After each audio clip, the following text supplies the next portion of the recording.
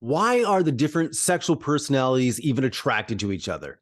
You might think like, well, like if this one personality is connected to their body and could have sex at the drop of a hat every day all the time, why don't they just meet another person that's the same way, right? Because then they're having just great sex all the time. It seems like that would be the case, and it sort of can be at first. We just use that as an example. This person is maybe at first they meet that person, they're like, oh, the sex is great, and for days, weeks, maybe months, it is great. Here's how it's not, because they don't have that polarity going on. The person that likes sex that way also tends to want to run the show as far as sex, decide when, uh, kind of take the lead in sex. But then this person would also want to do that.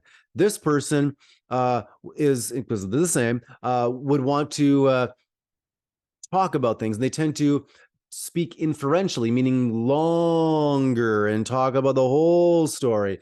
Then that would mean that this person also likes to speak inferentially and talk about the whole story. I mean, they're both speaking inferentially, so they don't really know what they're talking about, and they both want to talk all the time. And they both want to control sex, and both want to kind of lead the relationship in that way, and they can't. So boom, boom, boom. Now talk about the opposite personality, the ones that they're usually attracted to.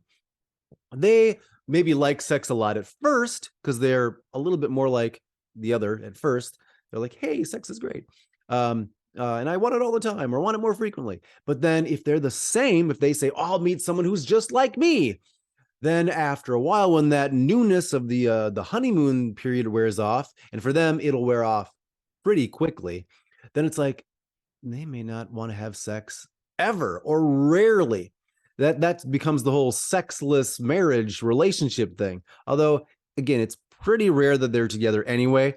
But if they were, that's what tends to happen, is it just dies down to nothing. And because they need a lot of alone time, both of them in this case, then they might need a lot of alone time, and they kind of end up leading separate lives, doing their own thing, because that's the one where they put the relationships are third and sex is fourth. The first is their career, so they're off doing their career. And maybe it's like this person's literally off traveling the world doing their career. Maybe now they're living in different cities doing their different lives. What's the point of even being together, right? So the other ones that were mismatched were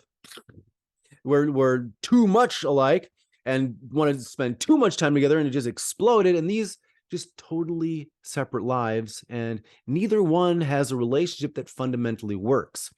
That's why we're attracted to the opposite.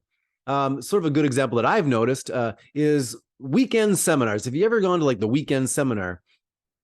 The weekend seminars are interesting because a lot of times it's the one personality, sort of the more outgoing personality that goes, the one that likes to be around people and likes team sports and likes to interact and do the activities at these weekend seminars and feel the feels and do the change work and blah, blah, blah. That's usually the one kind of personality. But if you go to these seminars long enough, you tend to like make friends with people, right? You get to know them, and then you get to see their significant other, who is the other personality, who's probably the one that goes, oh yeah, go to your weekend seminar. No, I'll be fine. They're like, are you sure? Because I won't go. It's really important to me. I want to do this. But if you feel bad that I'm going to be gone for those couple of days, or most of those couple of days, I won't do it. And this other partner who loves alone time is probably like, go. I've been looking forward to this for weeks. No, they love each other. They love their partner, but it's like, oh, I just love this alone time I get now. Go. But I thought it was funny that I often saw their partners as being that other that loved the alone time.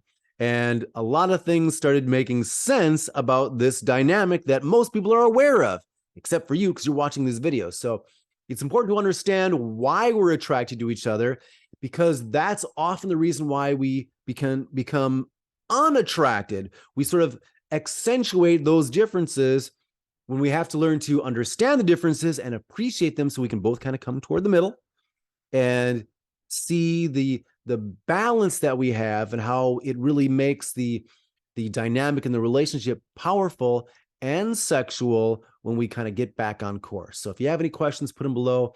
Reach out to me if you need any help personally on these issues, if your relationship really needs that extra help, and we can set that up. I will see you on the next video.